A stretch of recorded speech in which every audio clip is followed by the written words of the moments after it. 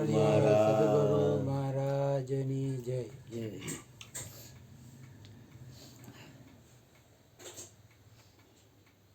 આજે અરુણ બાપુએ સત્સંગ કર્યો ગુરુ મહારાજ જો, એટલે આ સત્સંગ સ્થાપેલો અર્જુન બાપાએ. આજે એમની તિથિ છે એટલે અહીંયા એના આદેશથી એમ કે બાપુ સત્સંગ કરે છતાં એને સત્સંગમાં વાત કરી કે ભાઈ બોલવાનું કામ તમારે કરવાનું. એટલે આપણે અહીંયા જે સત્સંગ સાંભળી છીએ એ અર્જુન બાપા જ કરે છે. ભલે આજે એની તિથિ છે, શરીર નથી પણ એ બોલે છે એ.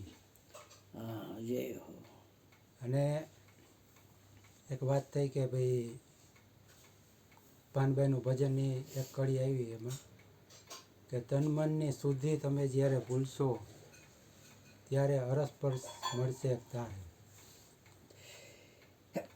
ખરેખર આપણે તન મનની શુદ્ધિ ભૂલાય છે એમ. મારે તો નથી ભૂલાતી. આ કે કાલનો જે બાપુએ ફોન કર્યો હતો કે કાર્ય નવરો હોય તો એ કે શું કરે છે એમ. એટલે કામ ઉપર જ થોડુંક વાતાવરણ એવું હતું કે માઇન્ડ અપસેટ થયો. અપસેટ મતલબ બીજું કંઈ એવું ઉગ્ર વાતાવરણ કે એવું કાંઈ નહીં, પણ અમારે કામમાં એવું હોય કે ઓલું ગ્રાઇન્ડર હલાવવાનું હોય, ટોચા મારવાના હોય, બરાબર. એ ટોચા મારીને એટલે એટલી ધૂળ ઉડે ને કે એ સહન ન થાય. અને કાલે એવું કામ આખો દિવસ હતું. અને એ મકાન એવું કે એમાં કે બારી નહીં. હે અને એવું હતું કે પાછું કામ એ મજૂરનું હતું, પણ એ મજૂરને અંગૂઠામાં આગલે દિવસે ગ્રાઇન્ડર લાગી ગયું. એ કામ ટૂંકમાં મને કીધું કે આ તમે કે ગ્રાઇન્ડર મારી દો. એટલે આપણે એ વાતમાં રોકાવા જેવું નથી, પણ કામ મજૂરનું હોય તો મારે કરવું પડે એ કાંઈ વાંધો નથી. આપણે તો આપણી મજૂરીથી મતલબ હોય. એવો સત્સંગમાં એક વાત કહે કે ઓલું ગોળ વેચવાવાળાનું બાપુ ઉદાહરણ દે કે નાકમાં સેડા લબડતા હોય ને ઓલો હાવ આમ લગર વગર ભર્યો હોય ને ગંધારો ગોબરો લાગતો હોય, પણ ગોળ વેચવા નીકળે એનો ગોળ સારો હોય. કોનાને વીટી જાઓ બાપુનો નથી, જ્યોતિબેનનો હે. હા ભલે કાંઈ વાંધો નહીં. હા એટલે ભલે આપણે તો અહીંયા સાંભળ્યો હે બાપુના મોઢે, અર્જુન બાપાના મોઢેથી બસ. હા એટલે કહેવાનો મતલબ કે એ આપણે કામ શેનું છે એમ. તો મારે કામ તો મજૂરીનું, મને જે કામ કરાવ્યું બરાબર, એને મતલબ નથી. પણ એવું હતું એ આખો દિવસ અમે ટોચા માર્યા ને એ તો પછી સાંજે ઘરે આવ્યું તો આખું માથું પકડાઈ ગયું. કારણ કે શ્વાસમાં અંદર ધૂળ જ જાય.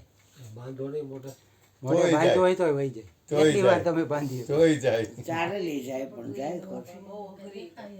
એટલે એ કોઈ વાત એવી નથી. પણ ટૂંકમાં બાપુએ પછી મને ફોન કર્યો, મને કે કાનિયા શું કરે છે? મેં કીધું આરામ કરું. તો કે આરામ કર્યા પછી મેં કીધું કાલ આવીશ. એટલે કહેવાનું વાતાવરણ કાંઈ જે થયું એ કાંઈ મહત્વ નથી. અને અમે સાંજે છૂટ્યા ને ત્યારે આમ બહાર નીકળીને જોઈને મેં કીધું આ ઘરે જઈને તો ઘરવાળા એમ કે કામે ગયા હતા, કુંભ મેળામાં ગયા હતા. એવા હાલ થઈ ગયા હતા. એટલે પછી એટલે બાપુને મેં ના પાડી. પણ ખરેખર આજે જે બાપુની હાલત મેં આજે સાંજે પાછો ફોન કર્યો કે પ્રસાદમાં શું લઈ આવું? તો કે કામ કરે કે અચુને પૂછજો એમ. એ કે હું દવાખાને છું. મેં કીધું દવાખાને હા ક્યારે ગયા? તો કે આજ સવારે જ ગયો એમ. કે પગમાં એ કે ગોઠણની તકલીફ છે ને. પણ મને કે હું સાંજે સત્સંગમાં આવીશ.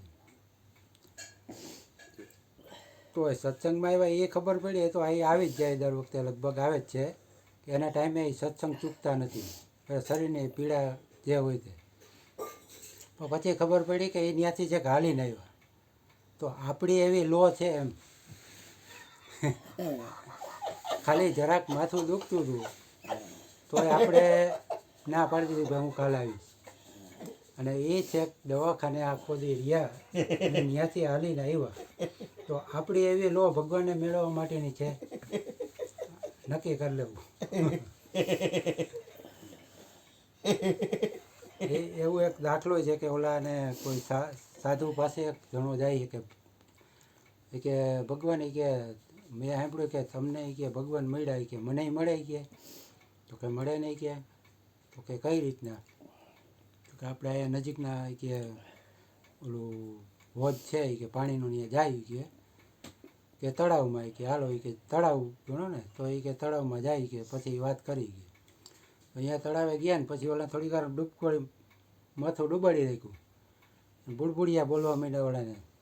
ત્યાં માંડ આમ જીવ નીકળવાની અણી ઉપર આવ્યું ત્યારે સાધુ મહારાજ પછી એને પાછો બહાર કાઢ્યો. વાહ વાહ. તો કે આટલી હદે તારી લો હોય ને તો તને ભગવાન મળે. આપણી શરીરને ને બધી એને જ પ્રાધાન્ય આપી, તન મન ધન દીધા જ પણ કોઈ દીધા નથી, મેં તો નથી જ દીધા. એટલે એવી લો જાગતી નથી.